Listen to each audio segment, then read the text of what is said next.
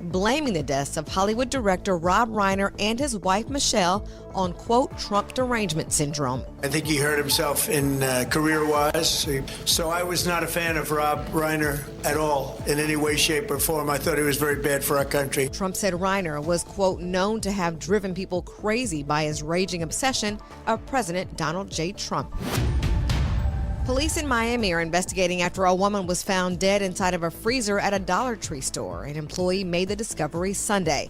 The victim is a 32-year-old physician and mother of two. It's believed she walked into the freezer Saturday before the store closed. And Merriam-Webster is selecting slop as its 2025 Word of the Year. Get BIN News now on demand 24/7 on the iHeartRadio app. Good morning, wake up. The Good Morning Show. Good morning. On WBOK.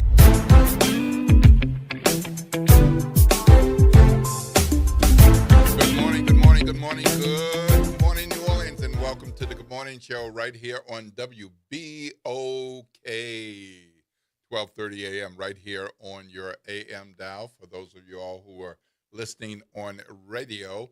And for those of you listening on internet, we appreciate your tuning in from wherever in the world you are. And as always, we appreciate our Facebook listeners and watchers. Hey, y'all, I'm Will Sutton. I'm here on this side of the mic, flying solo, at least at the moment, but we'll see if that changes. And guess what? Guess what? Naren is not here. No.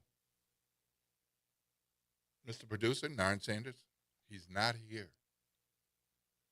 He's not here. Nope, he's not in studio. He's not on the other side of the glass. Naren is not here. He's okay. Taking some time off. But guess what? Got Jasmine with me. Hey, Jazz. Jasmine holding it down on the other side of the glass, bright and early on this morning. It certainly warmed up overnight and this morning compared to Monday. What a chilly, chilly blast that we had. And, man, this is even like beyond a little fall weather. This is like late summer or something. I'm not sure how long I need. I got this sleeveless jacket on. I'm not sure how long I'm going to need that on today. But I tell you what, it's 7:08 a.m. And, of course, we've got an hour and 52 minutes left of this show before we hit the front porch. But that also means that it's time to pay attention to our babies. Our babies going to school today, wherever they are, getting in and out of cars, trucks, SUVs, vans, scooters. It might be a couple of parents or grannies taking them on a motorcycle ride. But you watch out for them. Make sure that they are being safe wherever they are, because after all, I know you're not one of the crazy drivers. It's those other people, and you need to watch out for them as you go about your business today. For those of you all who are retired and even double retired, you got nowhere to go, well, sit back and relax and enjoy the Good Morning Show. For those of you all who are retired and you just going to your appointment to play cards, play some spades or something at 10:15, you got a little time, okay? And for those of you all who, like me, it's like, yeah, I'm still working. You get up and go, because if you got to be there at 7:15, you got a few minutes, but you might be cutting it close, depending on whether you're already showered and dressed and got your stuff together, your backpack, your knapsack, your briefcase, your watch, your phone, and for some of us, our teeth. Did you look in the mirror? Make sure you got your everything you need. Yes. And it's 7:09 a.m. And guess what? I'm not alone.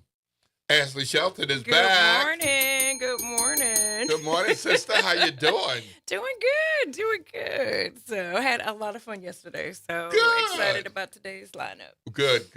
Well, speaking of today's lineup, we got a good lineup because if it's Thursdays at WBOK with the Good Morning Show, it's time for U.S. Representative Troy Carter. Oh, wonderful. Yeah, Wonderful. so you're right on time. We're going to have Yes. good conversation with our congressman, and of course, there's all kinds of stuff going Happening, on yeah. It in is. Washington D.C. And I don't know if he saw the president's speech last night, but he might want to weigh in on a thing or two yeah. Yeah. about that. My Yeah. goodness, will it ever stop? It is, well, no matter what, there's only a few more years. Yeah, right. Hopefully there'll be a few things left. Well, that's right. That's right. And we will be talking about the Morial Convention Center as well, because they've got their Christmas Fest. Always a local favorite. And also it brings in some tourists. People come in from elsewhere to enjoy Christmas Fest at the convention center. And if things worked out, we'll not have a conversation about that. We won't only have that conversation. We'll talk to the big guy, the CEO, Jim Cook. Wonderful. And that would be really good, Yes. getting us in the mood for the Christmas part of the holidays. 7:11 a.m., and we're going to take a break. I know it seems like we just got on with you, but that's the new schedule, folks. So we're going to have to take a break. The talk line is 504-582-9422. You're hearing the voice of Will Sutton and Ashley Shelton. Good morning. And we'd like to hear yours, 504-582-9422. Lots to talk about. How about those banners at Gallery Hall? Woo-hoo! Some of y'all might have heard about that. We might want to talk about that after the break. You're listening to WBOK, 1230 a.m., what New Orleans is talking about. All day long.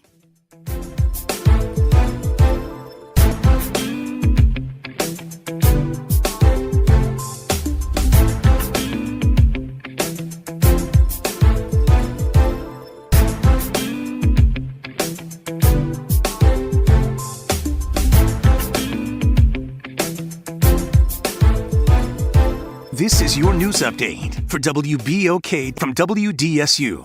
For all your news and weather, watch WDSU News, New Orleans' leader in live, local, late-breaking news. Today at noon and 4 p.m. Good morning and happy Thursday. I'm Morgan Lentis with WDSU News, and here's a look at today's headlines.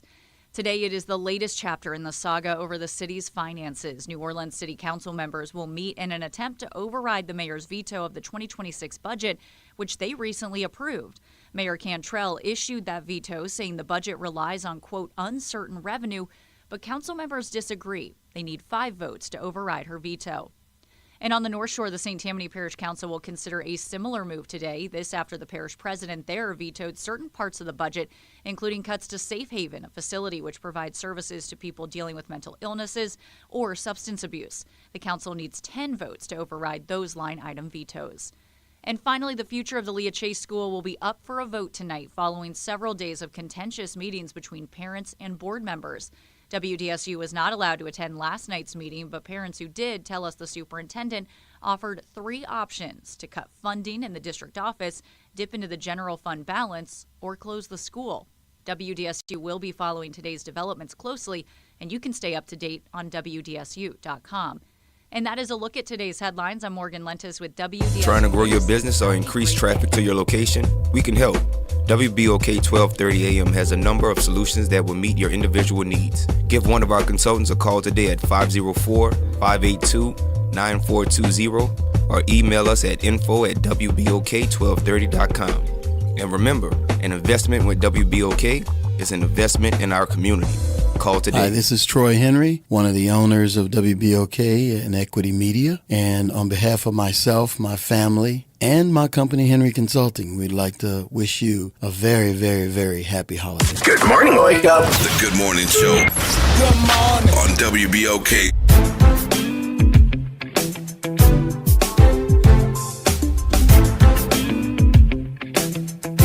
Good morning, and welcome back to the morning show. Your voice you are hearing right now is Will Sutton, and the other voice you hear is Ashley Shelton. Say hey. Good morning. Good morning. All right. We are in our places, and like I told you, Naren's not in today, but he's okay. And we're okay because we got Jasmine on the other side of the glass, and she's keeping us in line, keeping us going for this morning. You know, one of the developments of yesterday was that there were some banners put up at Gallia Hall, and they came down. They did come down. They came down. So these were banners that the Helena Moreno transition team had put up in connection with a news event of some kind as background for, the new direction for the city. And according to the transition team, they went through the proper steps to seek permission from property to put them up. What we don't know is exactly who that request went to, whether it was to permission to go up and to take them down or to leave them up till Inauguration Day, because transition teams said is part of the inauguration as well. Well, we only have one mayor, one king, one queen at a time. We do. And the incumbent mayor said, "Oh, no, no, no." Right. And so whoever approved it was directed, requested to go ahead and take those things down. And they came down. And they came down. And for those of you all who haven't seen the video, they came down. It didn't look like any careful folding of your sheets at home or anything. It was like, okay, snip, snip, snip is what it looked like. I can't say. I couldn't zoom in, but it didn't look like these might be able to be used again, or at least with some repairs or something. Or it might have to start over. I don't know. But, boy. But I think to your point, I mean, it's one mayor at a time, and it's like I think people have all these expectations, but it's like Mayor Cantrell's still the mayor, and so and the relationship between the mayor and the city council has been rough. Yes. For way longer than yesterday. Yep, way longer than yesterday. Yep. In particularly, I see between these two. Not that they haven't been in the same place at the same time and haven't smiled at the camera, but there are other things where it's just like, I can't wait to leave this space, is what it looks like.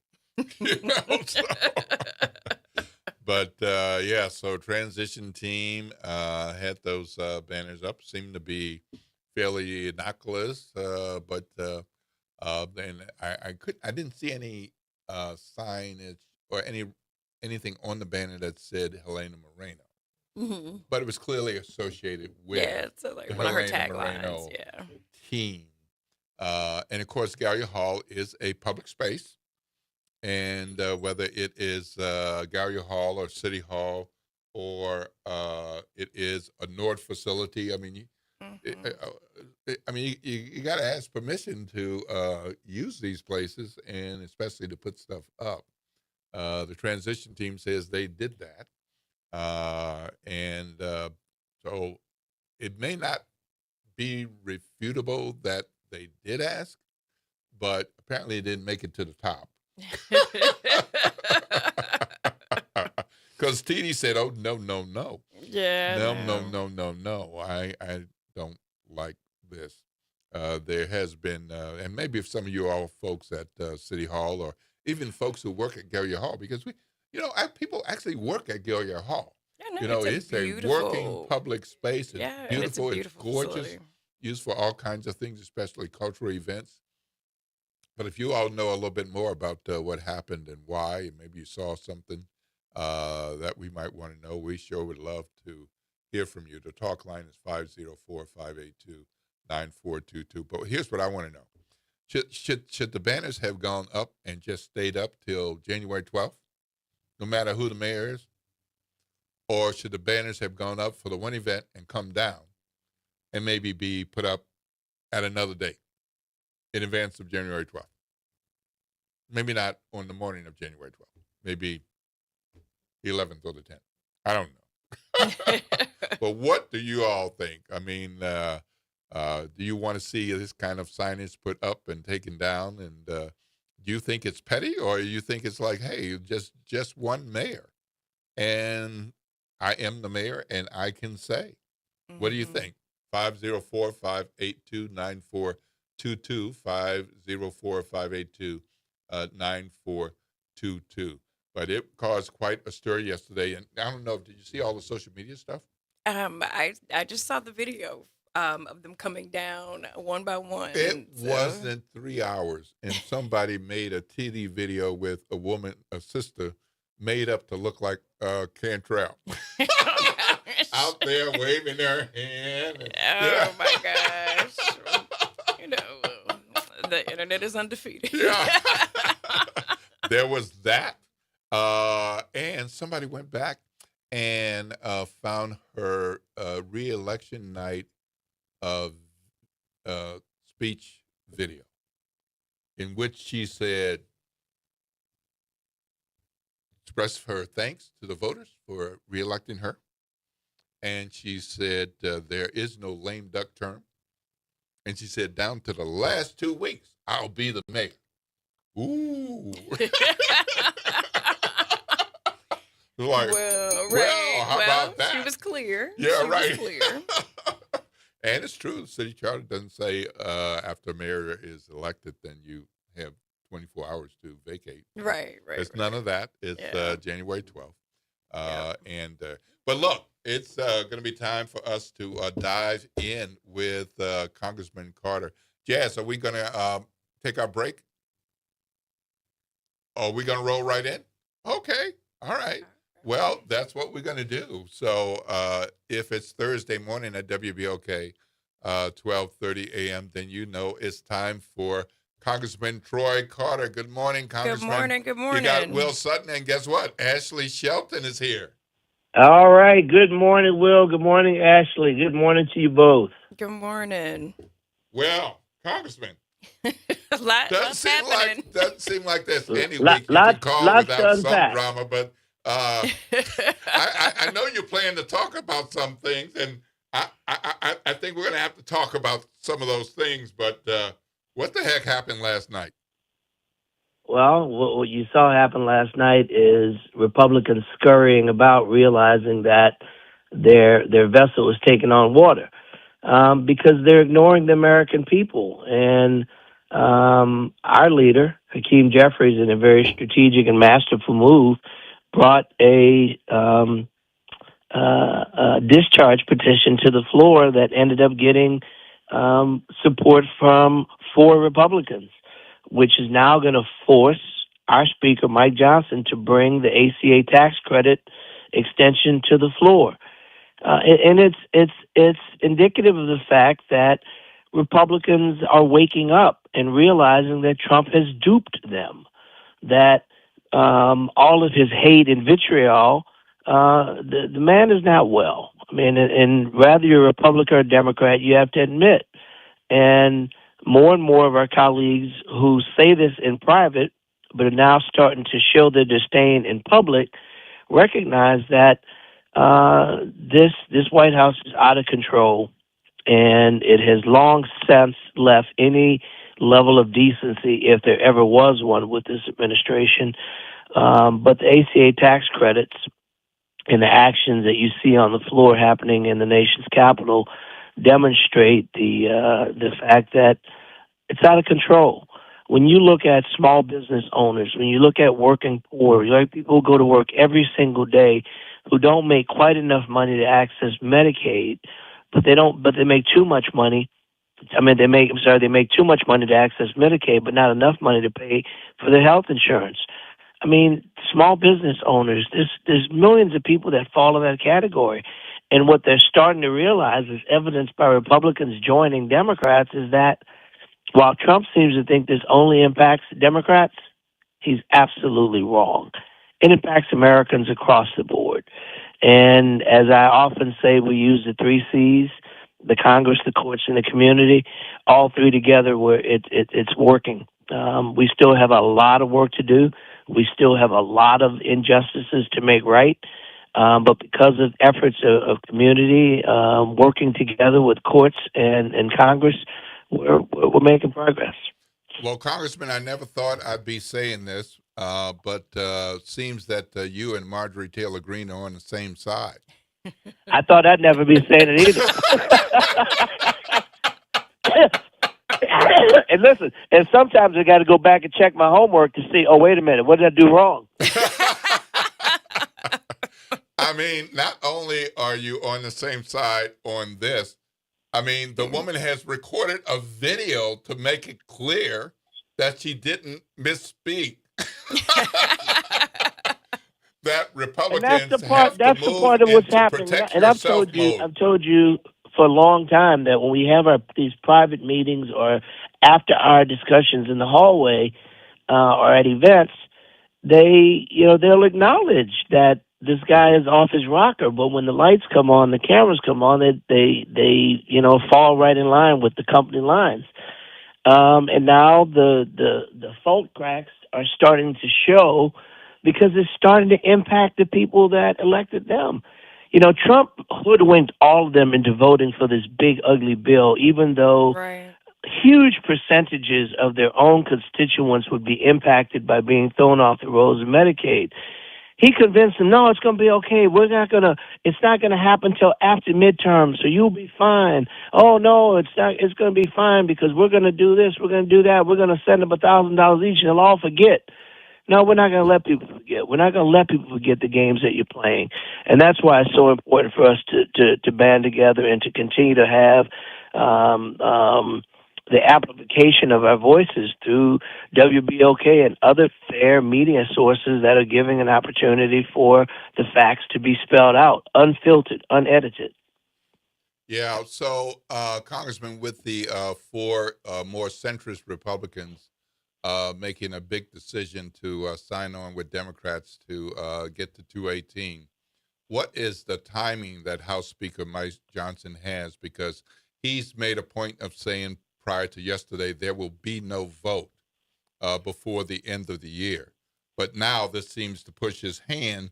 But given the congressional schedule going into the holidays, is it possible that that vote can happen between now and the end of the year, or would it have to go into next year?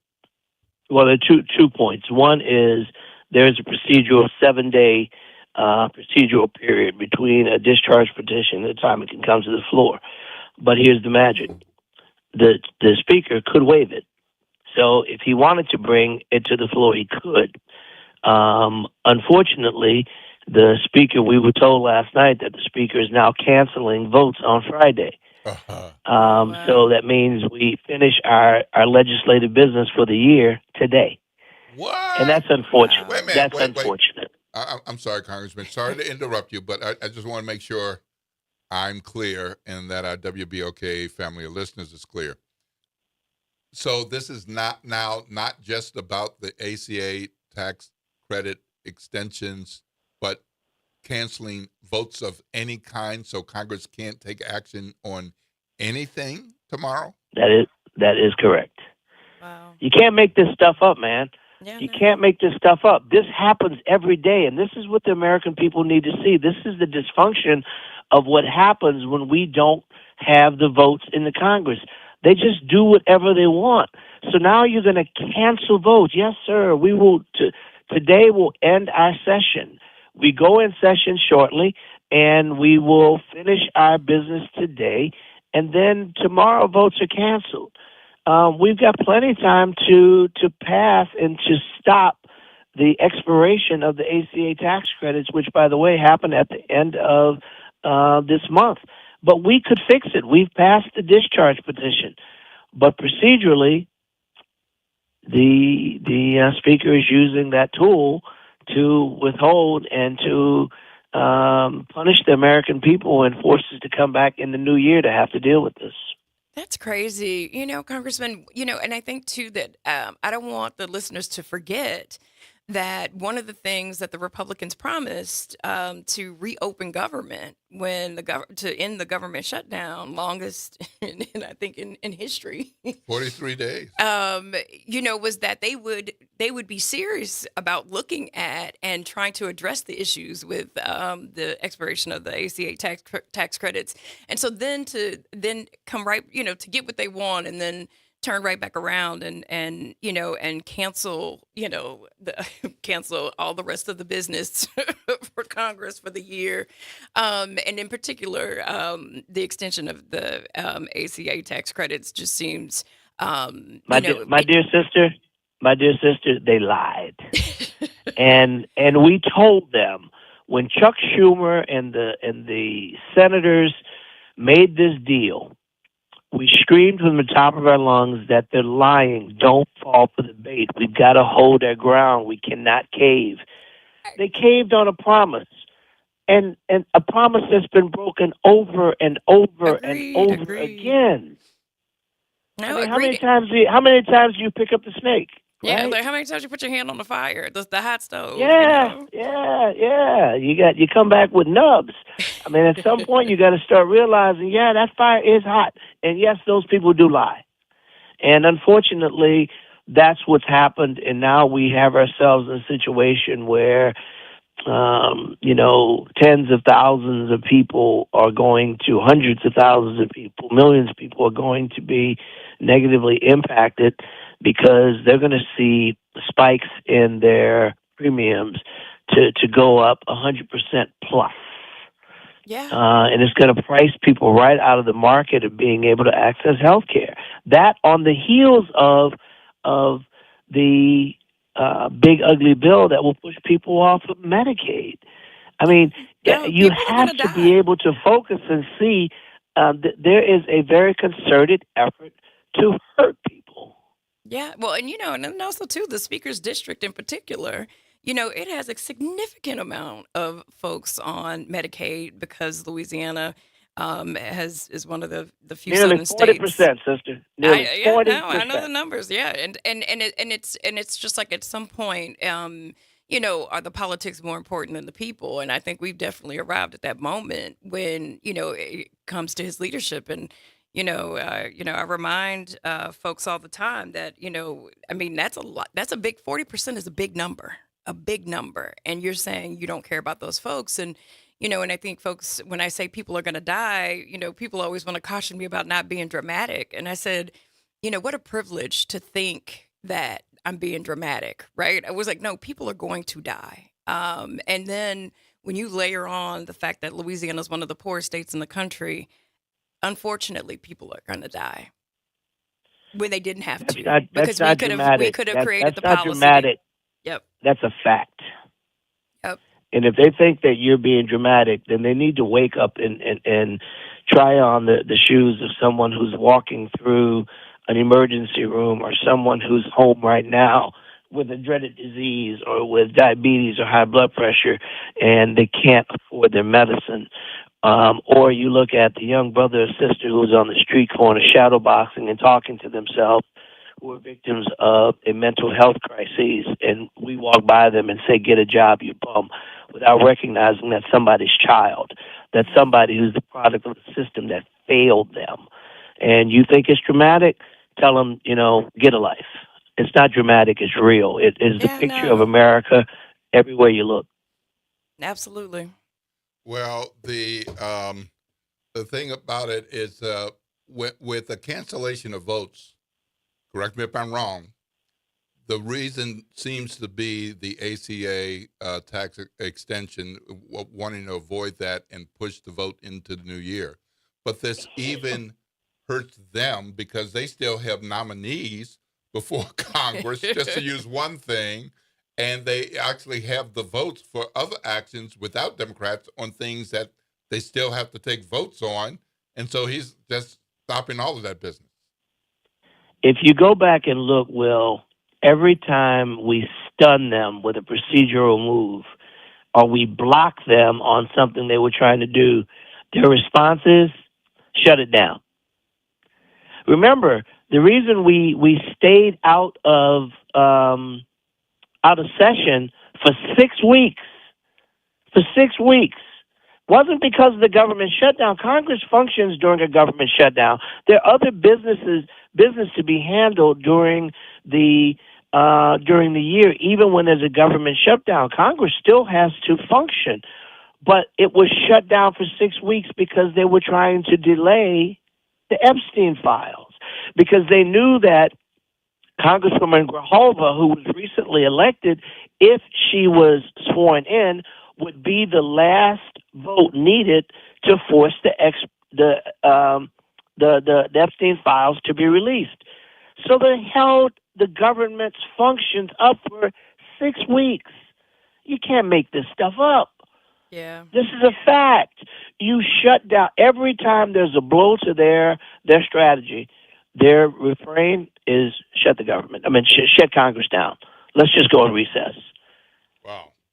Okay. Well, there's more to that, of course, and we'll be following up with you on that. Just amazing that this kind of thing is happening this way to take action that's going to clearly hurt people. That's what it kind of boils down to.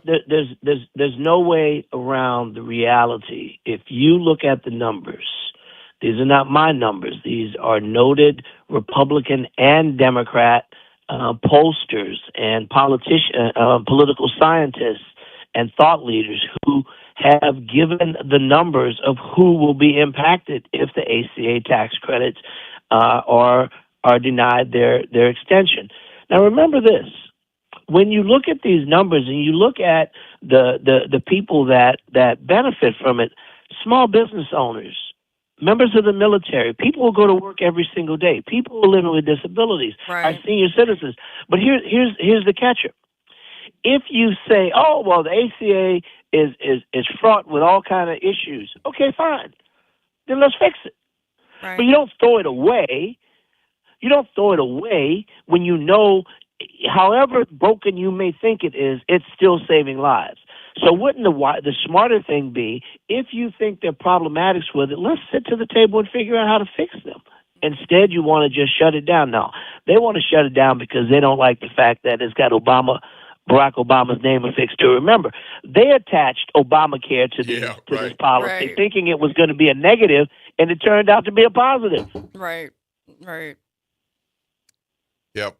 Well, I'll bring up her name again. Marjorie Taylor Greene not only recorded the video, but went to specific numbers talking about her very Republican district and talking about the kind of people who are going to be hurt, and use that as an example of a wake-up call for Republicans who have been following the leader.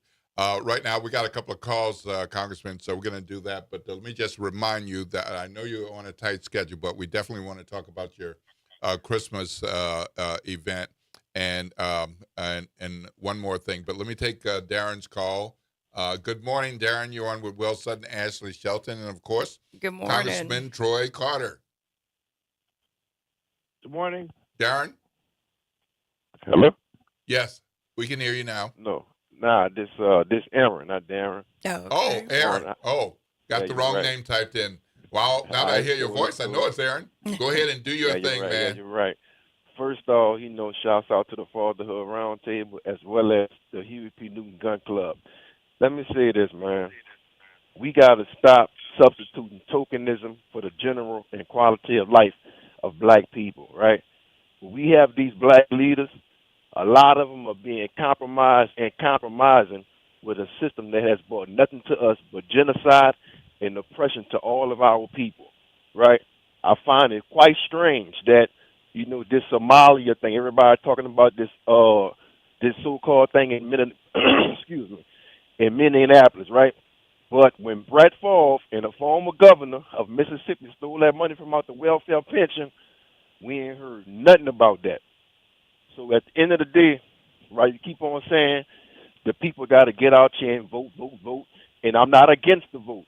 What I'm against is that we constantly go out there and vote for these same people, whether it be congressmen, whether it be the mayor or whoever, but when you step into the real communities, into real reality, we do not see the same the same wherewithal or the same participation from our leaders when you come into our communities. Certain parts of this community still look like Hurricane Katrina hit yesterday, but yet these same leaders, especially the black ones, constantly come into our community, exploiting our people and exploiting our vote. Y'all got to do a better job, Congressman, because there is no way in 2025 we still suffering, dying, and fighting for the same things that our ancestors done. And again, we have to stop substituting tokenism and concessions for the general improvement and quality of life of black people. I'm going to hang up and I'm going to listen. Okay, thank you, Aaron. You have a blessed day. Congressman? Aaron, thank you for calling. You're right. We got much work to be done. There's a lot of work still needs to be done in our community. That's why it's so important that we stay in this battle. There are always going to be those that are going to attempt to divide and conquer. There's always going to be those that are going to try to sugarcoat or gloss over the realities of the pain, the suffering, the danger, the hurt, the injustices that happen in our community. There's some of us who wake up every single day with that on our mind, working every day tirelessly to provide the resources, to be on the ground, to be in the community. While I certainly recognize that there's a lot of work to do, there are a lot of good brothers and sisters out there that are really waking up every day. Not only those that are elected, but you got those that are in nonprofit and in social academic circles. And it's the combination of the three C's. The community plays a key role in making sure that we show up at the voting booth, man. We've got those people that don't do their jobs, they have to be challenged. And the only way we do that is when we vote. We consistently see 10, 20, 15, 30% voting turnout. Very rarely do we ever peak even 50%. And so we continue to get more of the same. Listen, I'll be the first to tell you, our community is hurting. Our community, not just in New Orleans, not just in Louisiana, but across the country. We have a responsibility, a moral responsibility, rather elected or not, to stand up, to fight. Every day of my life, that's what I do, and I'll continue to do that. And Brother Aaron, I know you're doing the same, so God bless you. All right. Thank you, Congressman. We're going to take a call from Alicia. Good morning, Alicia. You're on with Will Sutton, Ashley Shelton, and, of course, Congressman Troy Carter. Good morning, everyone. Good morning, Congressman. Good morning. I can say definitely you're not like what Aaron is complaining about. And voting is a major part of getting what we need. I've even offered people who feel the way that Aaron feels to call you and have a sit down. You're easy to do that. When you're in town, it's easy to catch up with you, but I want to make sure people know that there are things that you do, you just don't flaunt. You don't tell people what you do. Every time I've sent someone to you or Winfred for any and everything, y'all have taken care of the stuff that I've sent the people to you for. I want to ask specifically, how in the heck, and I love the military, we don't treat our military right, but they're taking us, our people off, and it's more them than us that's on the Medicaid and all those other assistance. But how can he say he's going to give the military each $1,776 out of the budget? How can he do that when other people are suffering and we're not getting money for things that people really, really need? How can he do that? He can't. This president is unfortunately delusional. And if you look at the comments as he was speaking last night, as he was addressing the nation last night, even his own people were grimacing. The reality is this president wants to and demonstrates every day his disrespect for the Constitution, his disrespect for the rule of law, his disrespect for checks and balances. And unfortunately, many of our Republican colleagues are going along with it, even though they know in their hearts is wrong. And that's why we have to keep stepping up and fighting back. Unfortunately, in the Congress, they've got more votes than we do. So it makes our jobs that much more difficult. But we haven't quit. We won't quit. We show up every day. We outsmart them. That's how we're able to get the Epstein files released, even though we don't have the majority to do it. We use procedural tools to get it done. That's how we were able to get the ACA tax credit to come to the floor for a vote. Even though we don't have the votes, we use procedural measures to get it to come to the floor. So, as I often say, when we don't have a vote, we have our voice and we have our brains. And go back to when there were no African American members of Congress. Go back when there were no state legislators. Go back when there were no governors. Go back when we only had freedom fighters and marchers and people like Ashley Shelton and organizations like hers that are out there fighting from a different angle. We got lots of tools, man. We've got to be consistently together. It's okay to disagree, but we can't hate on each other. We've got to unify, and we've got to demonstrate that we're not going to sit back and let Donald Trump or anybody else take our rights away from us. And I always remind people too that nobody's saying that our democracy is perfect by any stretch of the imagination, but not voting isn't the answer, right? And that people also have to recognize power, right? Like for every Black elected, right? Like we are often in the minority, and in this case, both race and party at the congressional level. Right. And so it's like there's only so much that can be done, right? And so and so it's like as long as folks are showing up and fighting for us, people have to always recognize too, like what's the true, kind of, power balance, and then how are we using those tools like, procedure to, to fight and win, even in the face of being outnumbered. And, Congressman, you've been with us as we've been fighting Calais, and it's now in the hands of the Supreme Court. But, a report just came out from Fair Fight and Black Voters Matter that says Louisiana will lose 23 legislative seats, in addition to the additional congressional seat that we were able to win. That is true and it's fair, equitable, representative of our population. That we would lose 23 legislative seats and a congressional seat. Yeah, it's crazy. Horrible. It's crazy. And people don't realize the depth. This is more than just Congress. We're talking about state legislature, we're talking about school boards, we're talking about everything. This is a revisitation of Reconstruction. Absolutely. And it's in Project 2025. It's in the book. In the playbook. And Ashley, you were out there with me and many others when we went all throughout the state telling people the dangers of Project 2025. Will, you covered many of those forums that we did before the election, before Trump's election. We went everywhere and we told people, listen, here is their blueprint to take away our rights. And people still didn't vote. Well, now those rights are in the hands of the Supreme Court. And I mean, it could impact the power of Black voters across this country in unbelievably powerful ways and take us back 60 years.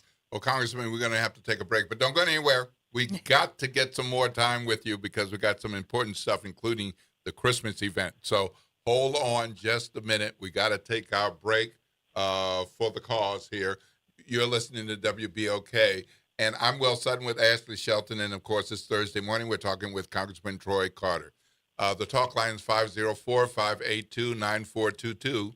504-582-9422. This is WBOK, 1230 a.m., what New Orleans is talking about. All day long.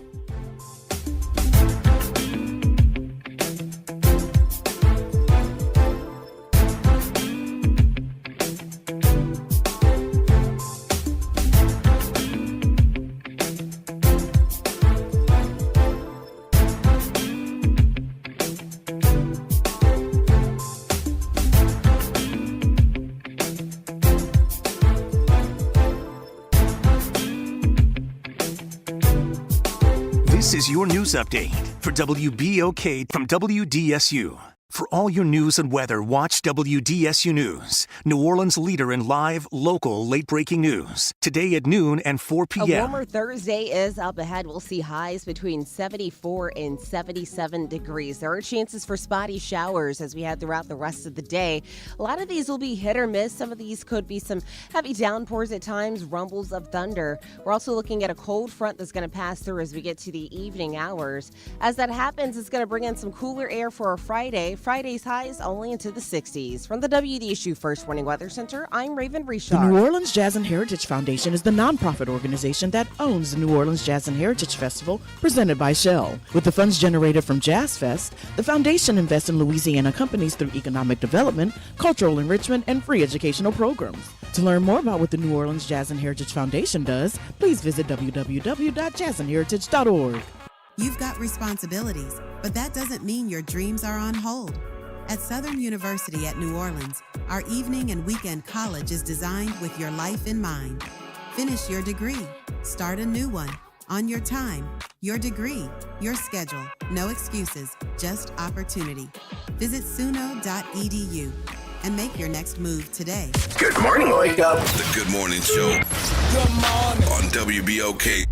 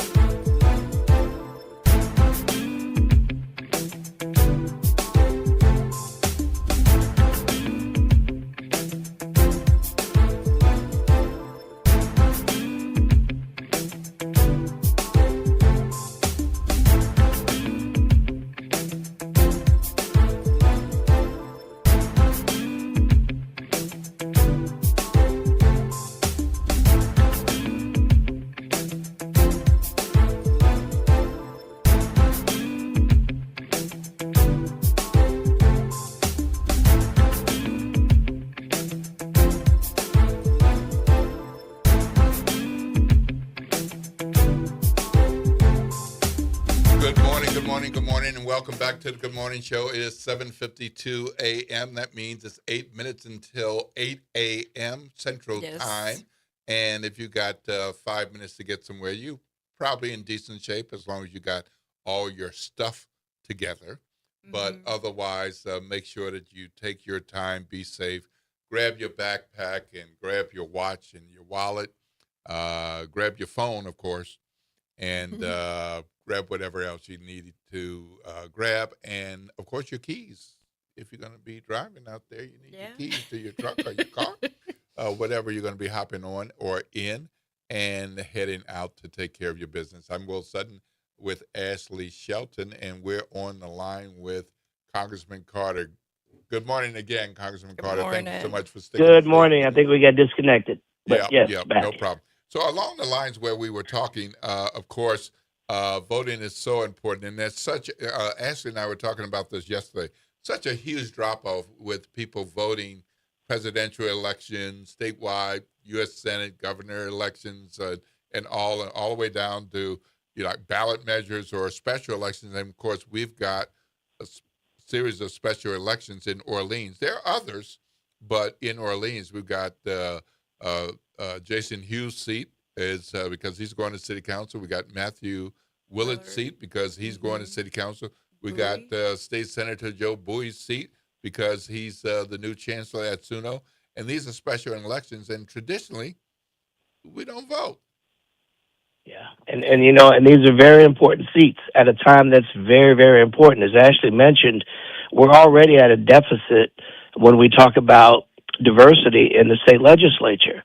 And we're threatened to lose even more seats if the Supreme Court rules in the wrong way. More than ever, we need to have good, sound voices to fill these seats. So we have to send the best and the brightest that will carry the message.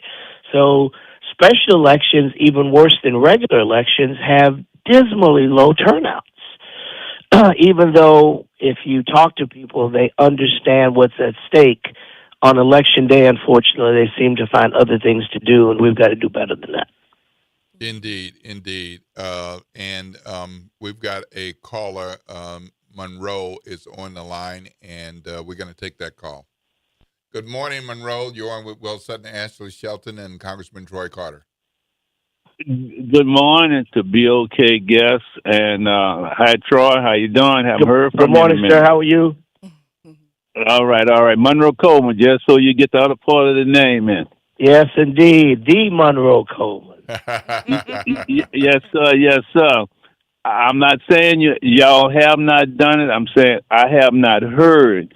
We losing 2 black holidays. In fact, only 2 national holidays. And I don't hear pushback from our, I'm going to say our black officials, but those are holidays that we deserve, and a lot of blood was shared for the, I'm going to just say for which this country. Which holidays are you referring to? Martin Luther King and Juneteenth. We haven't lost those holidays.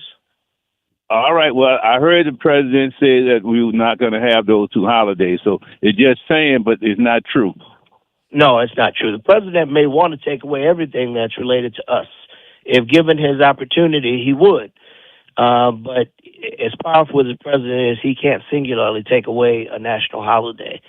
And so although his hate, his racism, his bigotry may dictate that that's what he wants to do, we're not going to let him. All right. Yeah, well, I appreciate that then. And we don't need to start a war, be it for what the president is doing. We just not disrespecting other countries' officials. Mr. Coleman, just so you know, perhaps this can help you with the clarity. The National Park Service calendar for 2026 excludes those days for free admission to our national parks, and instead substitutes June 14th, Donald Trump's birthday, as a day for national park admission. So we're not losing the days, but we're losing access to the national parks on days that in recent years people have been able to go without charge. So that's probably the connection that you were making there. Well, I appreciate the clarity. All right. Well, and we don't need to start a war. Thank you, Brother Coleman. All right. Thank you. Thank you so much. All right. We'll take another call, and then we got to talk about what's happening on Saturday, Congressman. So stand by. Amtree's Will Sutton, Ashley Shelton, and Congressman Troy Carter. Oh, good morning, Congressman Troy Carter. Always good to hear from you on a Thursday. Listen, tonight we have a meeting in regards to our one and only direct run charter, Leah Chase. And I don't know if you know this, but the charter schools are currently and have been for 20 years under a dissent decree because of how horrible they are with special needs kids, and parents have no recourse. Whereas the reason Leah Chase is so important to the city right now, being the only direct run school, is because it is ran directly under the Orleans Service School Board, which means they have to have qualified people that understand the law and follow the law of special education children. And also, usually schools that open have 3 years of transitional period where they don't have to worry about being up for closure. So we need to know, I know this isn't under your jurisdiction, but you can use your platform and podium to speak positivity and life into our only one direct run school that is doing fantastic work in special education needs and all for our children in this city. Thank you. I am 100% willing to meet and help in any way. Education is incredibly important to me, and particularly making sure that everyone is given a fair opportunity and that resources are applied equally. So my team is listening. Will, if you can put us together, I look forward to visiting with you. And you're right, it's not in our direct jurisdictional purview, but that doesn't mean that I can't weigh in and help, and I'm willing to do just that. All right. Very good. Very good. Congressman, you got something exciting happening on Saturday, so tell us about that. Yeah, I want to invite everyone. You know, every year this time, there's a guy that looks a lot like me who puts on a Santa suit, and some people think it's me, but not. It's actually the Black Santa, who will be out at Alice Hart School, 5300 Berkeley Drive in New Orleans, at 9 a.m. on Saturday. And we'll have bicycles and footballs and baby dolls and board games and books and electronics and various gifts that we will provide to people in the community. Listen, I was one of 6 children, and I know how difficult it was for my mom to get gifts at Christmas time. And we know Christmas is a challenging time for parents because the pressure's on. They see all the new toys and newest games on television, and it's rough to wake up Christmas morning and not have those things. It's very difficult for parents who are struggling to literally keep a roof over your head to be able to get toys. So I'm very sensitive to that. So as a result of that, for 30-plus years now, I've been doing a completely free Christmas toy giveaway that we provide. We have benefits from sponsors and friends who come and provide resources and toys that we can give out to needy boys and girls. We operate purely on an honor system. We don't require proof of need. That's between you and God. We don't require proof of residence. You don't have to live in New Orleans or in Jefferson or you can live anywhere. And we just ask people to be fair and honest when coming to get a toy. We're going to do our best I can to make sure no one leaves the line without a toy or two. We want to also make sure that everyone knows it's a first-come, first-served basis. You know, I started doing this a long time ago when we used to have the kids come into the gymnasium and take a photo, and then COVID came, and it made it very difficult during that period with social distancing. So we turned to a drive-through, which we've maintained because it proves to be much more efficient. We can serve a lot more people, and we give good toys to young people. It's the time of the year that we believe that it's time for those of us who are given much to give back. And so our friends and family and all come out donned in our Christmas attire. We invite you to come out and help pass out a toy or two. We could always use more elves.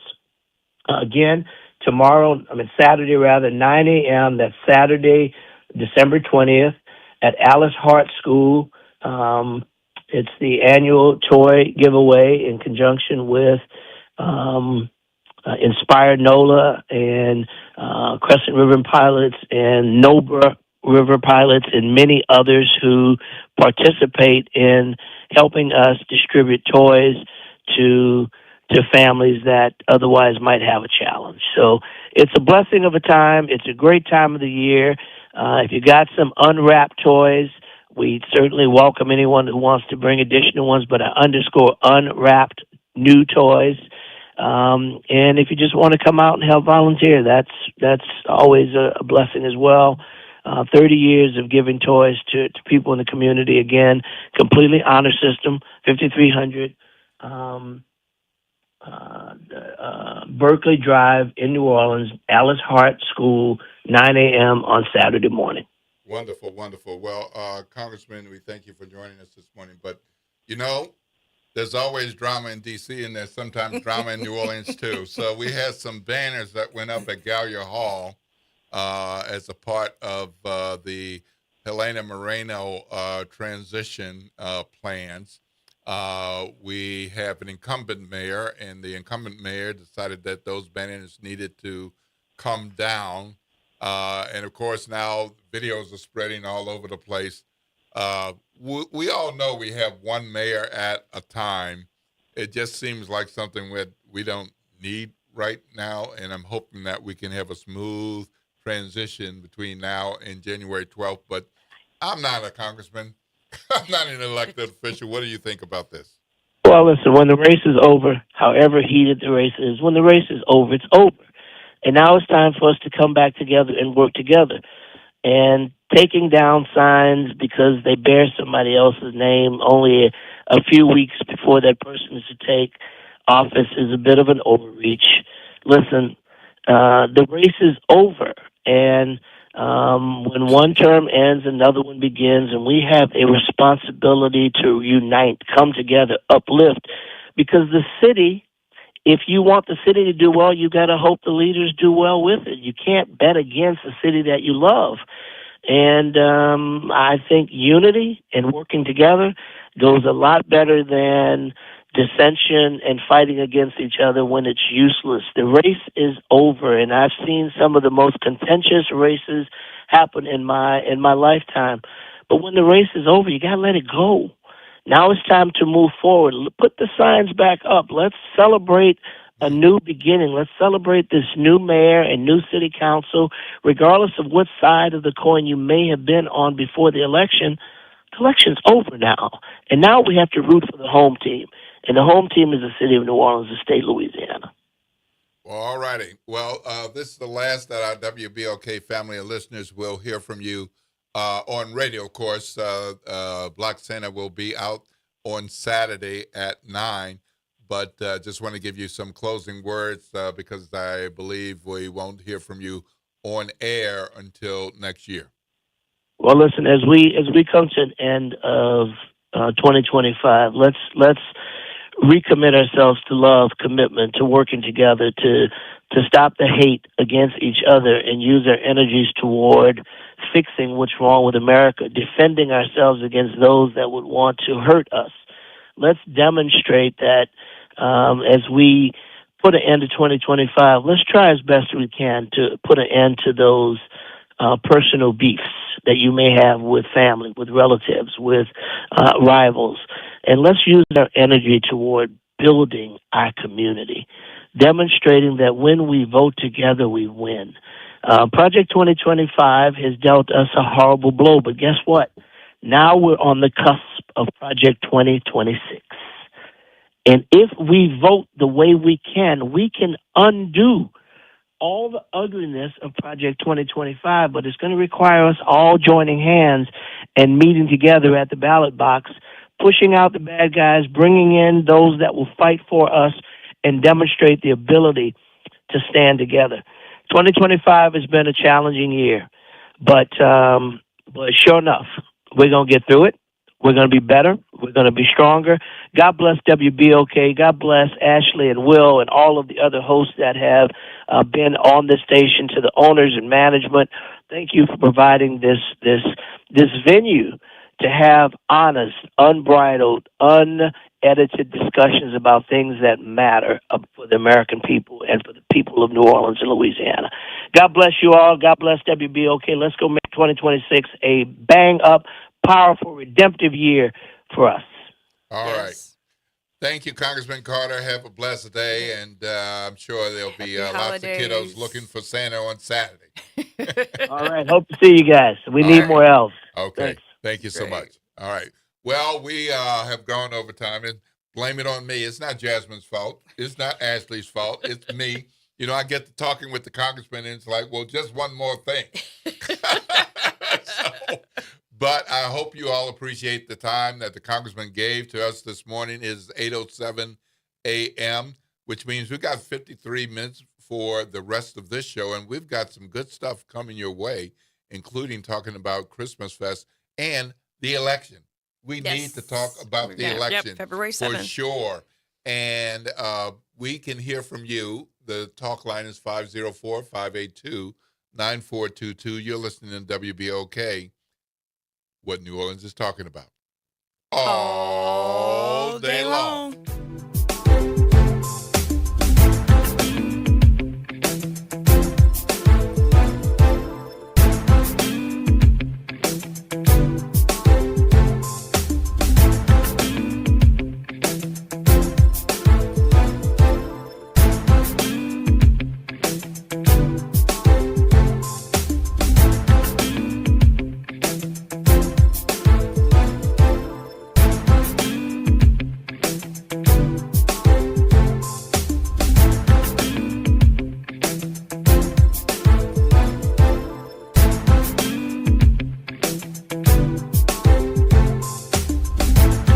Show?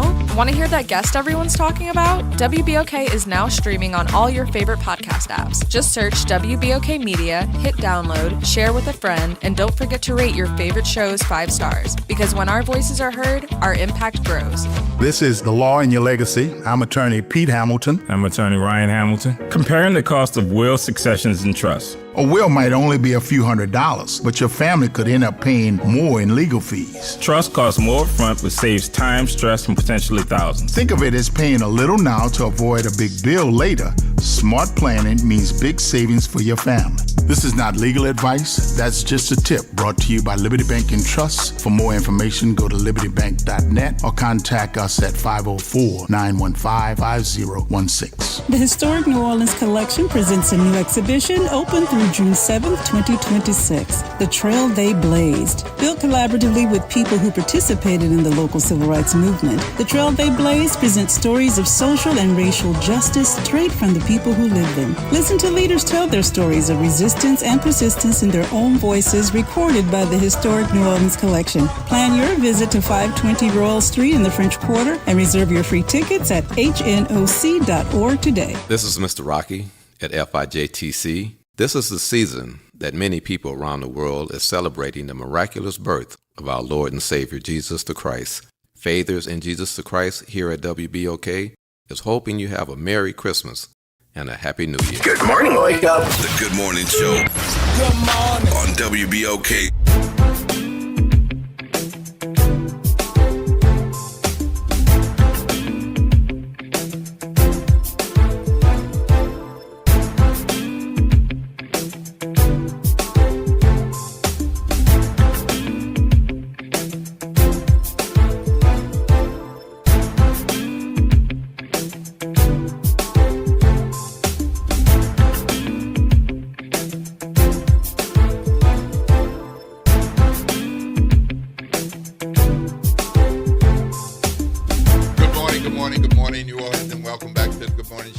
Here on WBOK 1230 AM. I'm Will Sutton, and with me is Ashley Shelton. Good morning. You know, good conversation with the congressman. You know, one of the points was that people need to vote. Yeah. Got to be registered, got to vote. And, of course, yesterday started the qualifying period for a couple of state representative vacancies and a state Senate vacancies. That process continues today and again tomorrow. So if you are eligible and have done the things and you got your dollars ready, right. you can put it down and you too can qualify and run for one of these seats. But any day is a good day to register to vote, as I like to say. But unfortunately, we don't have enough people registered and we don't have enough people voting. So since we have the Ashley Shelton here, I thought it'd be good to dig into that a little bit. Yeah, no, for sure. And, and so folks are qualifying for the special election, which is going to be on February 7th. But I shared yesterday that we have a large number of unregistered voters here in New Orleans, both Black and otherwise. But, the Black voting age population here in New Orleans is about 165,000 voters, but about 42,000 of them are unregistered. And so we're leaving all of How many? 42,000 out of 165,000 are so 42,000 are unregistered, and so we've got some work to do. And so and to be completely accurate, it's about 41,000 41,000 folks that aren't registered to vote that are African American. Now there are certainly other Black and brown, other brown API, other communities as well that that are included in some of these numbers, but we know that the majority of them are African American voters, and so we're leaving a lot of power on the table. You're saying these are registered voters. So we're saying Black voting age population just means that they're eligible. Well, okay. Yeah. Right. So it's it's 165, and then we know for sure. 165. Okay. Yes, 165,000, and we know for sure that 42,000 of that number are unregistered. That's a lot of power on the table. That's a lot of people. That's a lot of people. You could flip some things pretty easily. Yeah. And also, too, I remind folks that especially with the special election, some of these elections are coming down to 3 votes. Yeah. We had a sheriff's race come down to 1 vote. Yeah. in Shreveport. Yeah. And so, at the end of the day, these are real opportunities to move our community and to do exactly what we know community's been asking us to do, which is to have leadership that's going to do the work of the people. And want to remind, New Orleans that these 3 seats are really critical seats in our legislature, and and represent, a strong part of New Orleans's leadership at the legislature. Wow. Well, as of yesterday, close of business, we had for State Senator Sidney Bartholomew, the second qualify for the 3rd senatorial district. We also had former elected official John Johnson qualify for that same seat. And we also had Arthur A. Morrell qualify for that seat as well. So for the 97th district, we had Eugene Green, the son, qualify for that yesterday. And for the Jason Hughes seat, we had Dana Henry qualify for that seat. So certainly anybody who is eligible can decide whether to qualify. But based on what I see so far, and granted, there's a day today and a day tomorrow, but I haven't seen on this list any women. No women, yes. No women have stepped up at this point. Yeah, no, I mean, it's been now that's been buzzing amongst me and my friends and lots of folks in community. But yeah, no, there are no women on this list. And we know that there are plenty that have run in the most recent elections and, are out there. And so there are no women on the list though yet. But, we've got till tomorrow at 4:30. So. Yeah, and you don't, it's not like you must have been a candidate before. No. But we do have people who've been battle tested. Doesn't mean you won. Yep. But you've been in the race, and some of them been very competitive. Yeah, absolutely. And absolutely. So at this point, and I just checked in with the clerk's office, and no more people have filed as of 2 minutes ago. Yeah, no, and time is getting short, and so. Yeah. But I always too remind folks that I think we think it has to. Like that running for office has to look a kind of way. But, I think Mamdani in New York proved that, regular everyday people, certainly should be considering what it means to lead in their communities. Yeah. And even here, I'm not paid to dig like you all can dig, but based on the October election, it still seems to me that there were people who voted in the mayoral election and city council elections who weren't regular voters. Mm-hmm. And so something caused them to decide to vote. And I'm still looking at that, but I haven't written anything because I don't think I have enough information. But sometimes that is the key. What is the motivation for me to register? What is the motivation for me to vote? Okay, I'm going to vote for president. I'm registered. I'm going to vote for president. Yeah. Why should I vote again and again and again?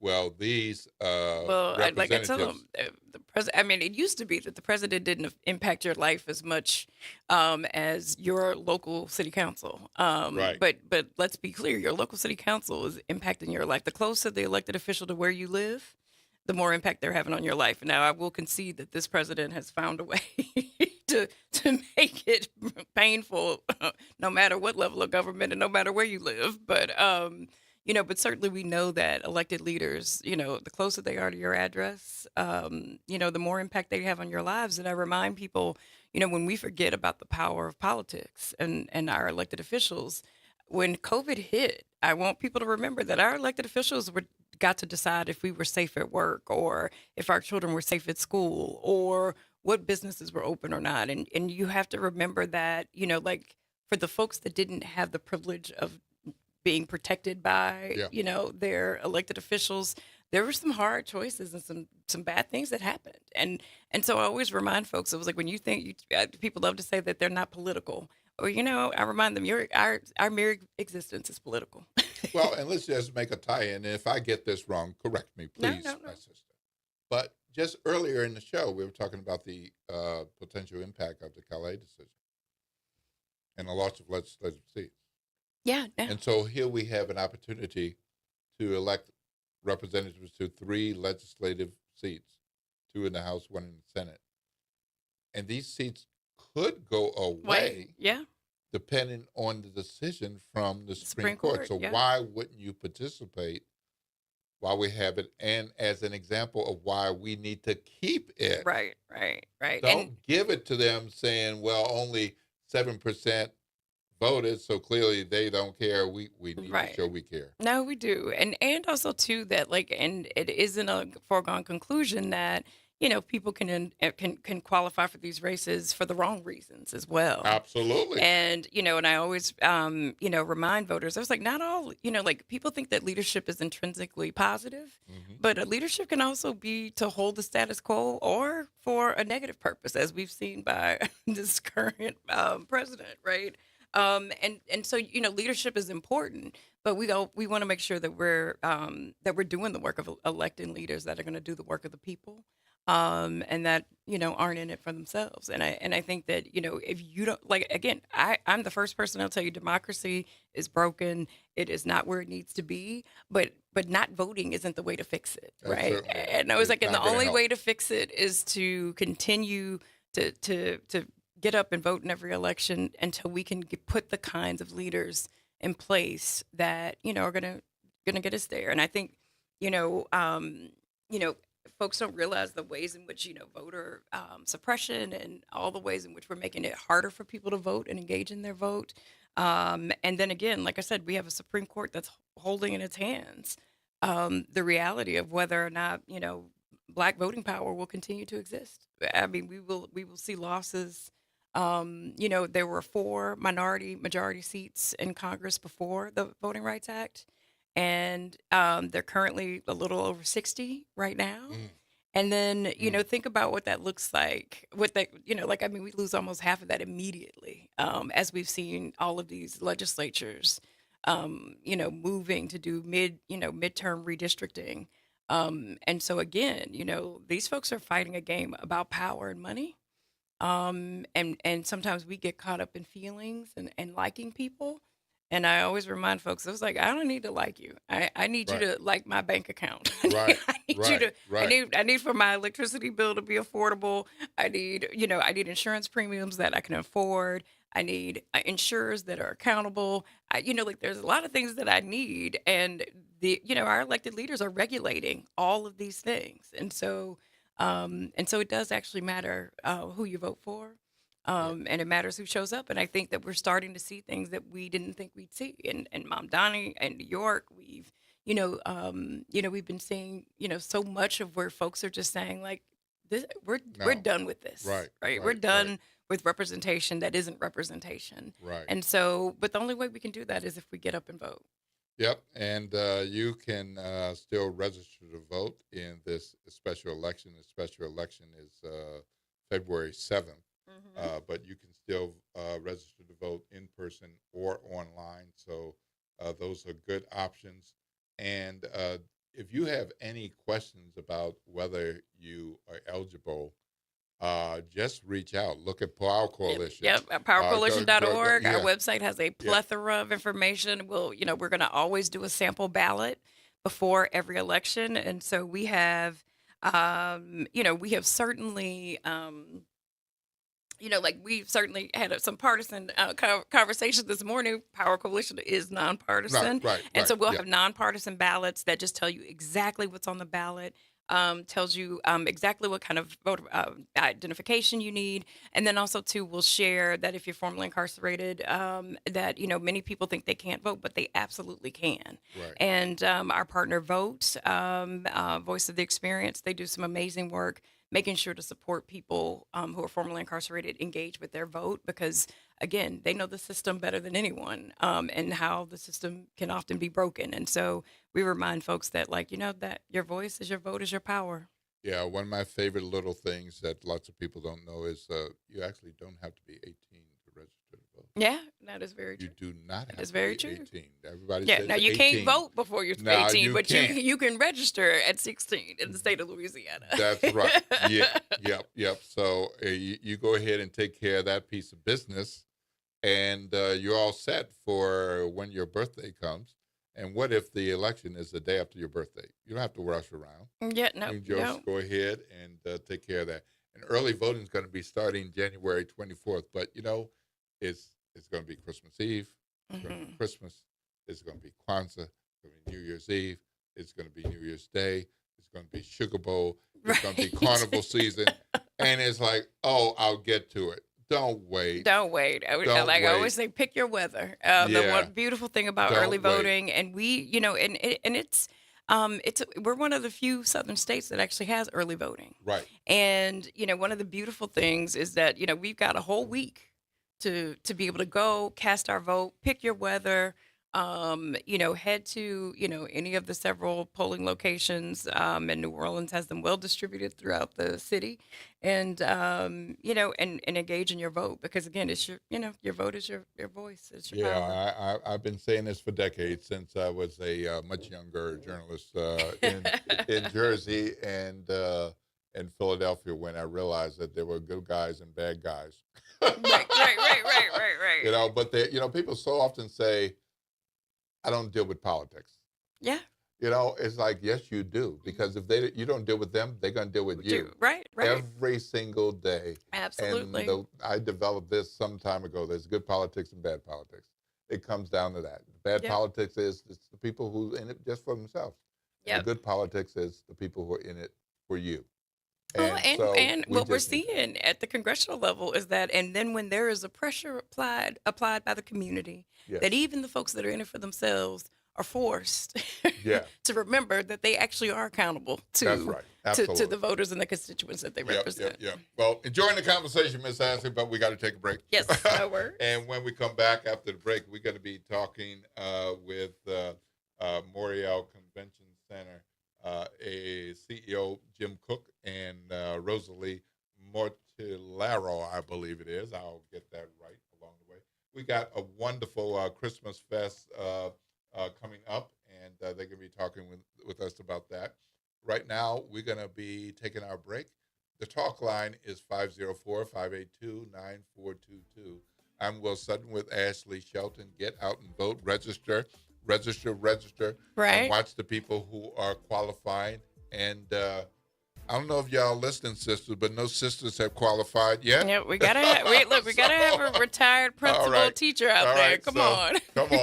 All right, you're listening to WBOK 12:30 a.m. What New Orleans is talking about all day long.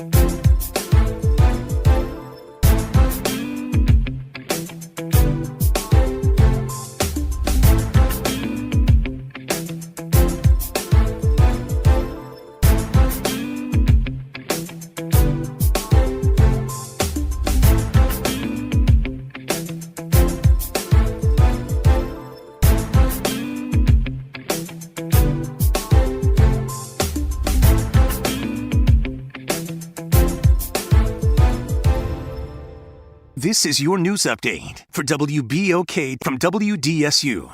For all your news and weather, watch WDSU News, New Orleans' leader in live, local, late-breaking news. Today at noon and 4 p.m. Good morning and happy Thursday. I'm Morgan Lentis with WDSU News, and here's a look at today's headlines. Today, it is the latest chapter in the saga over the city's finances. New Orleans City Council members will meet in an attempt to override the mayor's veto of the 2026 budget, which they recently approved. Mayor Cantrell issued that veto, saying the budget relies on, quote, uncertain revenue, but council members disagree. They need 5 votes to override her veto. And on the North Shore, the St. Tammany Parish Council will consider a similar move today. This after the parish president there vetoed certain parts of the budget, including cuts to Safe Haven, a facility which provides services to people dealing with mental illnesses or substance abuse.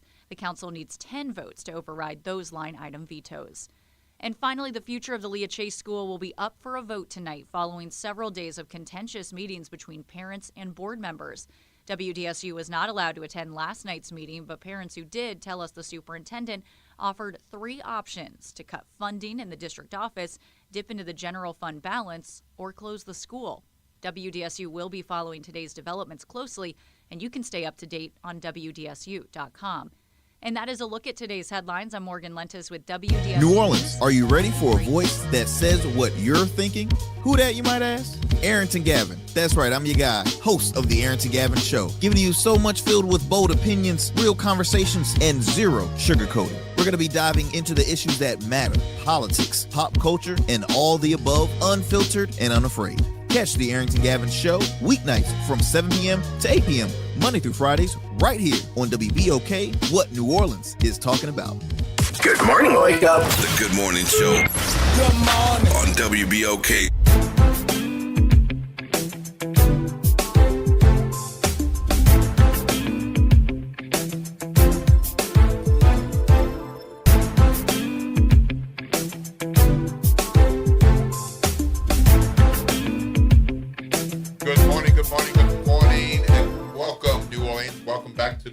Show. It is 8:30 a.m. and I'm Will Sutton. I'm here with Ashley Shelton. I'm so happy you came back. We had a good time yesterday. We did. And we're having some good time today. Yep. We're talking about things happening in D.C. with the congressman. Mm-hmm. And he weighed in on Bannergate, too. He did. Oh, buddy. Yeah. Call for unity. That's going on. And, of course, the importance of the special elections coming up. Had some qualifying yesterday, more today, and a bit tomorrow. And, of course, it's the holiday season. So, as promised, before the break, we're going to be jumping into conversation about the special event that we have coming up. But I want to remind you, it's 8:31 a.m. So we got 29 minutes for the rest of this show and 29 minutes for you to drive slow. School zone speed limits are 20 miles per hour, people. Not 26, not 23. 20 miles per hour. Right. Drive safely around those schools. Protect our babies. Protect yourself. Be careful. And shout out to all assistant principals on transportation duty out there doing your thing, keeping everybody safe. Well, I am going to change hats because I wear caps almost every day. Mm-hmm. But for this segment, I am putting on the Santa hat for those who can't see. But for those who are on Facebook Live, here we are. Right. All in the right. Christmas So spirit. we've got Mr. Jim Cook, who leads our Morial Convention Center. And we got Rosalie Mortellaro. Mortellaro. I got it. Director of Communications and Marketing. And they're going to tell us about the NOLA Christmas Fest because that's like a cool thing. And even though it's still relatively new, it's already become a tradition for some folks, some locals. And then there are people who come in and make this a part of their stay and their visit. So good morning, Mr. Cook. And good morning, Ms. Rosalie. Good morning. Good morning. So kick us off by first introducing yourselves to our WBOK family of listeners before we talk Christmas Fest. So, who your mama and them? So, where you from, man? Where you from? I'm Jim Cook. I'm the president and CEO at the New Orleans Convention Center, and I'm originally from Boston, but I've been here the last 13 years. Most recently, led the team at the Sheraton New Orleans Hotel, and joined the convention center this summer. Mm-hmm. And as my team at the Sheraton has told me to say that I was born in Boston, but I'm from New Orleans. Love that. All right, getting educated. That's right. Okay. All right. Hi. Rosalie. Yes. I'm the Director of Marketing and Communications, and I've been with the Convention Center since 2001, and I'm a West Bank girl. All right. Shout out to the West Bank. All right. What high school do you go to? Mount Carmel Academy. Hey, I got some friends who went to Mount Carmel. Yeah. All right. Very good, very good. All right. Well, now that we got that out of the way, so let's talk about the fun stuff. Christmas Fest. So is this the 12th year? Yes. Yeah, it's 12th year already. Amazing. And just an amazing, right. And it's interesting because a lot of people think about the convention center as a place where we host, which we do, host trade shows and, folks come in for conferences, but there's a lot of ways we connect back to the community. And this is such a great way. We open the doors and welcome our neighbors and celebrate the holiday season here. And this year we're down in Halls HIJ, which gives folks a chance to see the new Shell office building coming up out of the ground. That's my parking lot. And I say right at the parking lot. So we're making it easy this year because it's right at the parking lot. But it's 300,000 square feet of space that makes up the Christmas Fest. So this is really, really an exciting build that we do. And it's been, I think they've been building it for, is it, Rosalie, about 2 weeks now? We've been in the middle of building. So, to get ready for opening this Saturday. Excellent. It's this Saturday. Yes. Cool. So what are people going to see, Miss Rosalie, when they come out on Saturday? Well, we have a winter wonderland with an ice rink, ice slides, carnival rides, and other activities such as Merry Mini Golf, a snow throw. I like that. Merry Mini Golf. Yes. Gingerbread houses, Christmas trees. Can we eat the house? No. But we do have a cookie decorating activity if you have a sweet tooth. Okay, all right. So we do have various food options. We have a Polar Pub with cocktails, specialty holiday cocktails such as eggnog daiquiri, sugar cookie martini, mistletoe margarita. So, and we'll show the Saints games in the Polar If Pub. you come by on Sunday, you can watch the game too. So. Oh, excellent. So just tons of activities. Good time to be had. Yes. Well, for those folks who have been before, and for those folks who've been 3 or 4 times, or those folks who've been every single time, is there anything that they can say, I can't wait to see, and this is still going to be there? And is there anything new? Yes, the new activity, we have ice bumper cars. Wow. Yes. So that'll be fun for families to challenge each other and bump into each other on the ice. But we expect it's going to be really popular. So that requires a separate ticket, and you have to reserve it starting at 11 a.m. the day before. So it's not the type of thing where you can just show up and say, hey, I want to get on the bumper cars, because you may be disappointed if it's sold out. But if there's space, people can just use a QR code and sign right up while they're there. Correct. Oh, excellent. Okay. Right. So, you mentioned, Jim, that, people don't associate the convention center with this kind of thing. It's like meetings and conferences and activities and Essence Fest and, things like that. Right. Who came up with this idea of Christmas Fest at our convention center? So our team did back 12 years ago, thinking about ways that we could activate during a time of year that was relatively quiet, but also find a place where we could welcome the community in and help them see what the potential is of what the convention center does. Because, as you understand, when the convention center was created, it was created intentionally to become an economic catalyst for folks to participate in the economy and grow wealth across the city. And so, we provide an incredible number of jobs every year for folks those that work at the center, but equally those that support the events that are hosted at the center.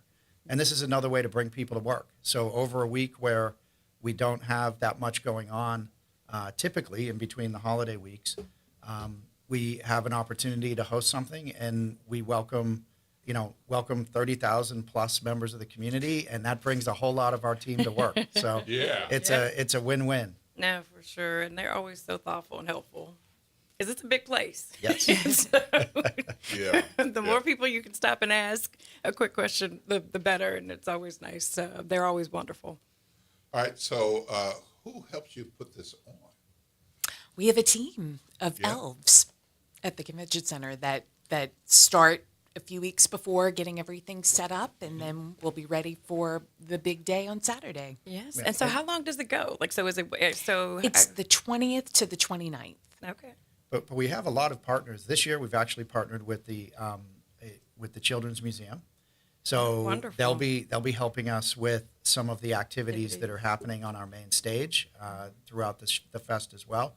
So, and we also use our decorator partners and our some of the familiar names that you know in the city that help put on the regular shows have supported us on putting all of this together as well. Wonderful. Wonderful. And then what are the hours? So December 20th through the 29th. Yes. So we have 2 sessions. The morning session is 11 a.m. to 3:30. The evening session is 4:30 to 9. Then we have special hours on Christmas Eve and Christmas Day. Christmas Eve, we just have a morning session from 11 to 3:30, and then Christmas Day we have special hours from 1 to 5. Oh wow! All right, so I got a question for you. Yes. Is Santa going to be there? Santa will be there, so we will have a few occasions with his ice skates on. Yes. Oh wow! Okay. So on Sunday, we have an event called Skating with Santa. And so the kids can come early at 9:30 and skate with Santa, and we'll have breakfast and cocoa. And then the ticket includes they can stay through 3:30 for the afternoon session. So they come at 9:30, skate with Santa from 9:30 to 11, then can stay in Old Christmas Fest from 11 to 3:30. Oh, Then- well, that sounds like a fun day and a good way to get them to sleep at 8 p.m. Right, right. So Will, that's funny, but I walked it yesterday to get us to understand it. And when you see this, as you've seen, the scale of this is enormous. And the first thing I thought is, what a great way for the kids to just burn some energy during a time when there's a lot going on. So, Yes. Right. And then on Sunday you can watch the game while they're And there's one section called Train Like an Elf, where there's a series of little physical challenges for the kids to use. And although I looked at the limbo bars, and my days of getting that low are long behind me. Yeah, right. Well, speaking of long behind me, you wouldn't know it to look at me now, but I was a drum major.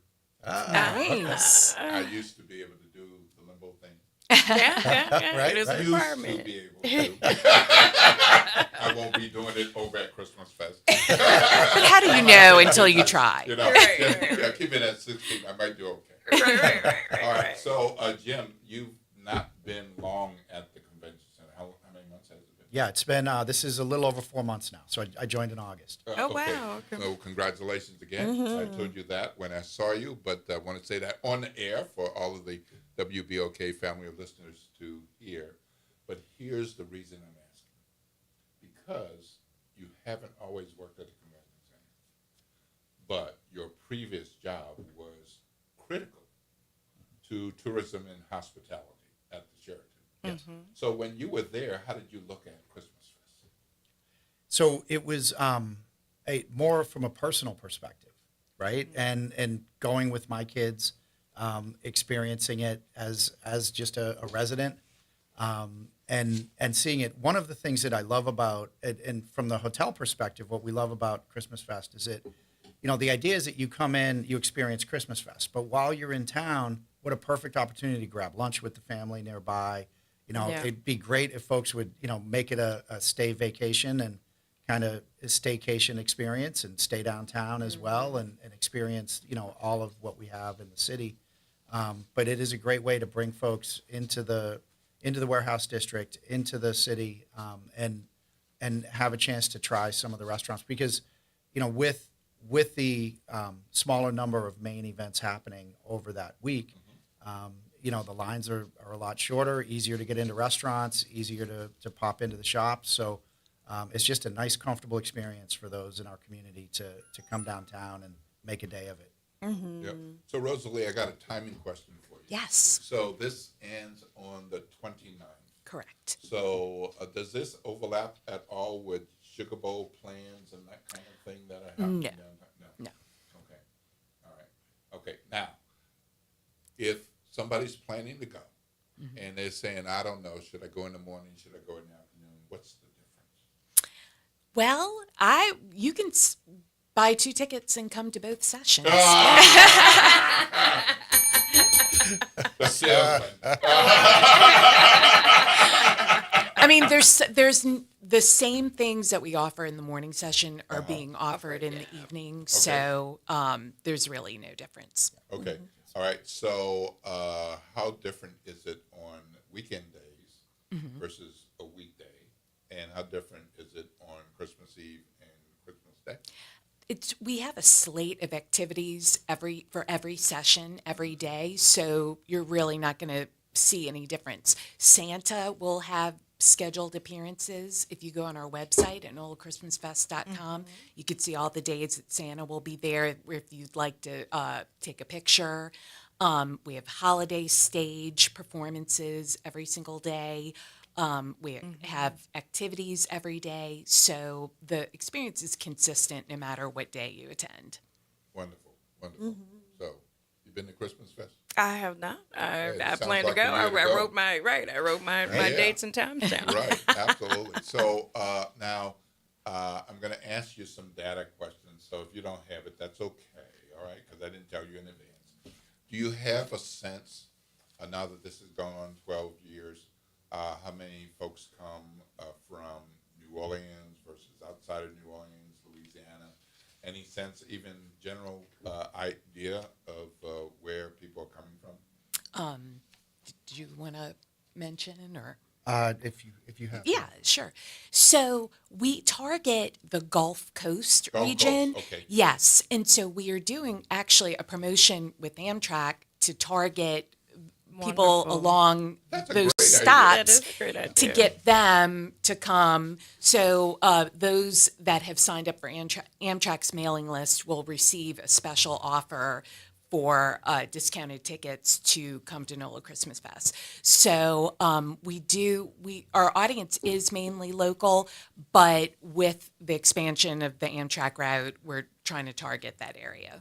All right, wonderful, wonderful. And do you see kids of all ages, or and what about those folks with toddlers? Is this an okay event? Yes, we do have a tiny tot zone with like bounce houses and things like that. So there's things for toddlers to do. Really all ages. We get lots of groups of adults that come, like lots of like singles groups and things like that come and ride the rides and ice skate together. One of my favorite things to see, Will, is the families that come in matching pajamas and then take their photo like in front of the big gingerbread house or in front of the Christmas trees, and then that's their Christmas card photo for the next year. So that's always fun to see. Good idea. Yeah, and it's like multi-generational. Like they'll have the grandparents down to the babies in the matching PJs. So that's always fun. Okay, so I'm going to ask you to pick a favorite. What's your favorite activity or event? Ice slides. Ice slide, you like Yes. ice slide, all right. All right, Jim. Well, growing up in Boston, getting back on the ice after, probably 30 years away from the ice is scary but fun at the same time. So I'm looking forward to putting some ice skates back on. Nice. Okay. And so how does the public engage? So you mentioned tickets. And so can they get those online? Can they get Yes. them at the door? No. Okay. It is a cashless event. The tickets are available online at NOLAChristmasFest.com. And like I said, the event is cashless. So if you buy food and drinks that does require a credit card, parking can be reserved through Park Mobile. The link is on our website. Okay. And so you can have everything done before you arrive and just walk in and start having fun. Well, I have my parking spot that I like to use. Okay. It doesn't have my name on it yet, Okay. but they know. That's where I like to park. I love it. Right across FIJ. So I'll yes, make sure it's open for you. Yeah, right. All right. So, how much does a ticket cost? And are there any ranges for tickets depending on the day or number? So it's $25 during the week and $30 on weekends. Okay. And so, but that includes ice skating, carnival rides, the ice slides, the ice throw, the Merry Mini Golf, the Train Like an Elf, all the activities. The extras would be food, drinks, pictures with Santa. If you want to do the cooking making activity, that's $350. That's offered every day that the event is open, and you get icing, sprinkles, the cookie, and then the kids can decorate it, in Christmas colors or whatever they'd like. So it's really fun. All right. Before we let you get out of here, tell us about any new developments or things to expect in 2026 with Convention Center.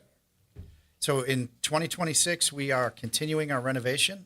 So we're continuing to refresh after close to 20 years of the same modeling. So the changes that you'll see, actually you'll see many of them if you come into HIJ because we've done that lobby over. So at the same time, we're actually starting construction. Well, we're going back on construction on the phase 1, which is the Julia Street side of the convention center. So that part will be closed now for about 2 months as we go back and refresh that. But I think if you visit the convention center every 3 months or so in 2026, you'll see something that's brand new. The other thing that I want to mention is that for any artists that are out there in the listening audience, we have launched a major RFP for art of all types to be added to the convention center. We are eager for local artists to be involved because in our mind, when you're at our convention center, we want you to know what city you're in, and we want to do that through local art. So, and it's like it makes it so rich. It's a major project, several $1 million that we're investing in, and $7 million. Several million, yeah. For art. Wow. And so for those in the art community, the artist call went out this past week. There was yesterday there was a learning session for folks to understand how to go through the bid process, but it is out there now, and we're hoping that lots of New Orleans and area artists will participate with their work. That's exciting. Yeah, that's very exciting. So And many it's amazing wonderful. artists Yeah, in New absolutely. Orleans. So Yep. many. Absolutely. Okay, I got it. Well, we got to go to break. Well, I'm having a good time talking about Christmas Fest with you guys. Thank you, Jim, and thank you, Rosalie. Thank you. So Thank you so tell us all much. about it. One more time before we let you all go. How can people get tickets and learn more? NOLAChristmasFest.com. Wonderful. All right, very good. All right, well, thank you so much. It's 8:52 a.m. I am Will Sutton, and I'm Ashley Shelton. okay, and we've been here with Jim and Rosalie from the Convention Center talking about NOLA Christmas Fest. When we come back, we got just a few more minutes to talk about a few more things, news and information that you want to know, might want to know, should know, as you get on with the rest of your day, and then we'll be making way for the front porch. You're listening to WBOK, 12:30 a.m. What New Orleans is talking about all day long.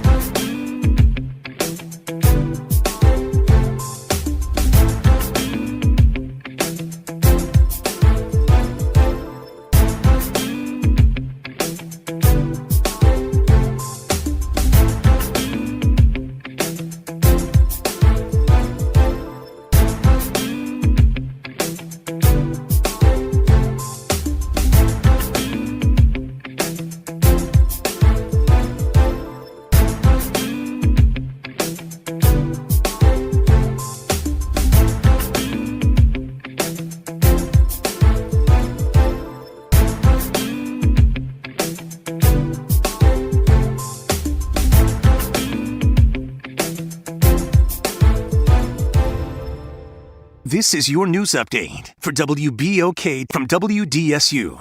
For all your news and weather, watch WDSU News, New Orleans' leader in live, local, late-breaking news. Today at noon and 4 p.m. A warmer Thursday is up ahead. We'll see highs between 74 and 77 degrees. There are chances for spotty showers as we head throughout the rest of the day. A lot of these will be hit or miss. Some of these could be some heavy downpours at times, rumbles of thunder. We're also looking at a cold front that's going to pass through as we get to the evening hours. As that happens, it's going to bring in some cooler air for our Friday. Friday's highs only into the 60s. From the WDSU First Warning Weather Center, I'm Raven Richard. Every year, the lights return to City Park, and as if by magic, so do we. Families reunited, kids wide-eyed, old memories meeting new ones. Celebration in the Oaks is more than a holiday tradition. It is where New Orleans comes together to shine. Don't miss the magic. Make Celebration in the Oaks your holiday tradition and help City Park shine for generations to come. Go to celebrationintheoaks.com and grab your tickets before they're gone. Ho, ho, ho! I'm D. Riley, host of the 90s Hits, inviting you to kick it with me this Christmas night at 7 p.m. I'll be playing all your favorite R&B jams from the 90s, plus your Christmas favorites, right here on WBOK 1230 AM, or listen online at WBOK1230.com. WBOK, the station you listen to longer. This is Andronika Morris, host of Put Housing First. Join us every Tuesday at 12 o'clock, where we will discuss how housing affects every aspect of our lives and what's necessary, what's needed to guarantee housing for all. Join us every Tuesday at 12 o'clock as we dig down deep onto the issues that affect all of us. LifeCare provides valuable whole life insurance to cover final expenses such as medical bills, burial costs, and unpaid debt. A final expense insurance policy is fast, easy, affordable life insurance that's available to anyone between the ages of 50 and 80. No medical exams, no lengthy questionnaires, and no waiting period. The application process is quick and easy. You can even apply without having to undergo a medical examination. Just answer a few questions and we'll do the rest. With the average funeral cost skyrocketing to $11,000 and Social Security only paying $255, you need simple, affordable peace of mind for you and your whole family. Don't leave behind unpaid expenses that, if left unattended, will burden your family tremendously. Benefits include a guaranteed premium that will never increase, a guaranteed cash value, and a guaranteed death benefit that can never decrease. To find out how you can get final expense insurance with a guaranteed lifetime rate lock, call LifeCare at 800-571-9955. That's 800-571-9955. 800-571-9955. This is The Law in Your Legacy. I'm attorney Pete Hamilton. I'm attorney Ryan Hamilton. Losing a loved one is tough enough. Do you really want your family dealing with court battles and paperwork on top of it? Whether you choose a will or a trust, think ahead. Take care of your family. Let them focus on healing instead of headaches. This is not legal advice. That's just a tip brought to you by Liberty Bank and Trust. For more information, go to libertybank.net or contact us at 504-915-5016. This is Brandon Henry, IT Director for Equity Media, wishing everyone a happy and safe holidays from WBOK. Good morning, wake up. The Good Morning Show. Good morning. On WBOK.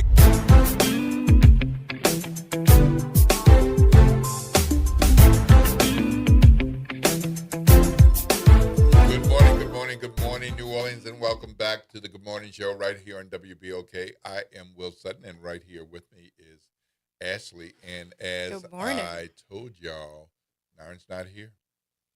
Nairn's not here. We're still on the air, and Nairn's not here. It's going all right. So I guess Jasmine doing all right on the other side of the glass. Yeah, we're doing all right. Well, it's 8:58 a.m. We got 2 minutes before the front porch. I'm going to try to squeeze in Galloway. You're going to have to make it really quick, man. Galloway, good morning. You're on Will and Ashley. Good morning. Galloway. Hello? Are you there? Okay. All right. Well, sorry we missed you.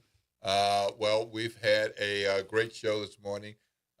We learned more about what's happening with the drama in Washington, D.C. with the congressman.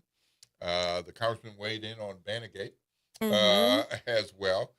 We got the congressman's talking about the importance of registration and voting. Right, Of course, we had a right. real good segment with our special guest host and guest, Ashley Shelton. Yeah, talking like about voting that. matters. It does matter. We got qualifying yesterday, today, and tomorrow. Yep, election February 7th. February 7th. And not too late to register to vote. Go ahead and get that done. You like to do it in person, you can do that, but you can also do it online. And early voting, I know some of y'all would be like, time to vote again? Yes. Yes. Yes.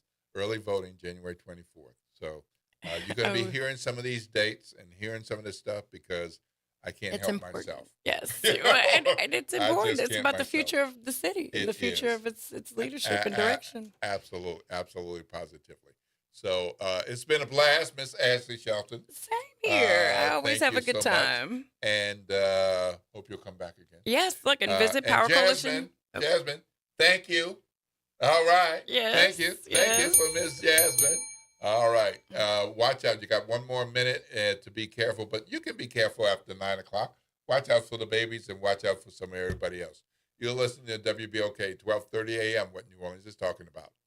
All day long.